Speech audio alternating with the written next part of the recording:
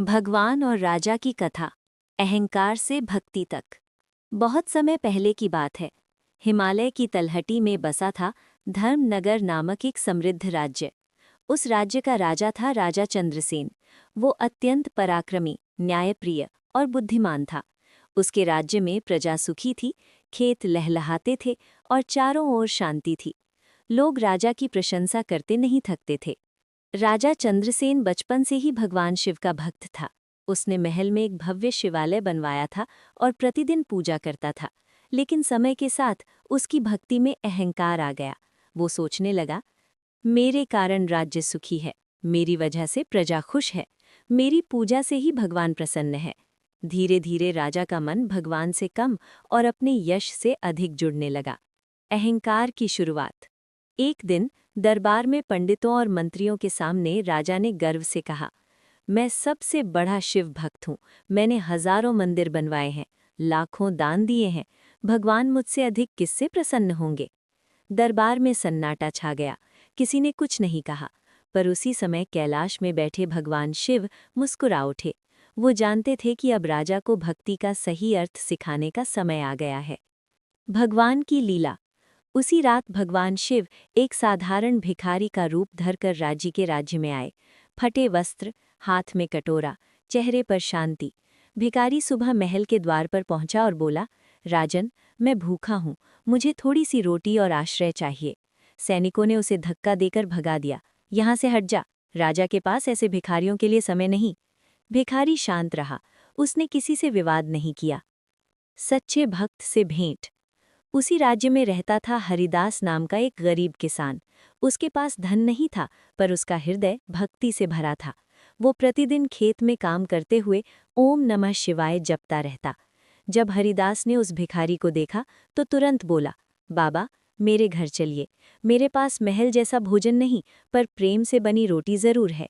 भिखारी मुस्कुराया और उसके घर गया। हरिदास ने आधी रोटी खुद खाई और आधी भिखारी को दे दी। रात को जमीन पर चटाई बिछाकर खुद नीचे सोया और भिखारी को खाट दे दी। भगवान शिव उसके प्रेम से अत्यंत प्रसन्न हुए। राजा की परीक्षा। अगले दिन राज्य में भयंकर सूखा पड़ गया।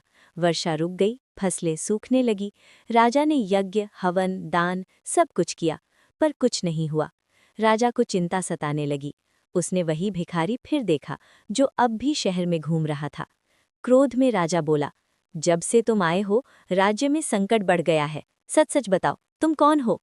भिखारी शांत स्वर में बोला, राजन, मैं वही हूँ जिसे तुम खोजते हो, पर पहचान नहीं पाते। सत्य का उद्घाटन। उसी क्षण आकाश में बिजली चमकी, धरती कांप उठी। भिखारी का रूप बदलने लगा। सामने प्रकट हुए भगवान शिव, जटाओं में गंगा, मस्तक पर चंद्रमा, त्रिशूल हाथ में। राजा चंद्रसेन भय और लज्जा से कांप उठा। वो तुरंत दंडवत होकर गिर पड़ा। प्रभु, मुझसे भारी अपराध हो गया। मैंने अपने अहंकार में आपको और आपके भक्तों को नहीं पहचाना। भगवान का उपदेश। भगवान शिव ने करुणा से कहा, राजन, मंदिर बनाना, दान देना अच्छा है, पर सच्ची भक्ति अहंकार रहित होती है।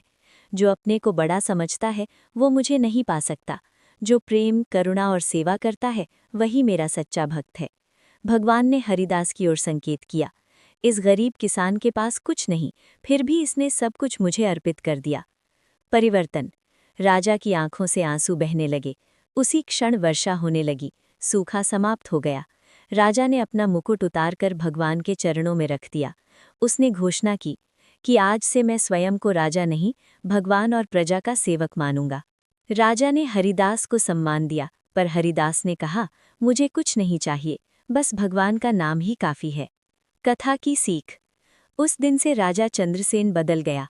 वो सादा जीवन जीने लगा, गरीबों की सेवा करने लगा और अहंकार को त्याग दिया। भगवान शिव ने उसे आशीर्वाद दिया, जहाँ अहंकार मिटता है वहीं मैं निवास करता हूँ। कथा से शिक्षा। सच्ची भक्ति दिखावे से नहीं, हृदय से होती है। अहंकार भगवान से दूरी बनाता है। गरीब और सरल हृदय वाले भक्त भगवान के सबसे निकट होते हैं। सेवा ही सबसे बड़ी पूजा है। ओम नमः शिवाय।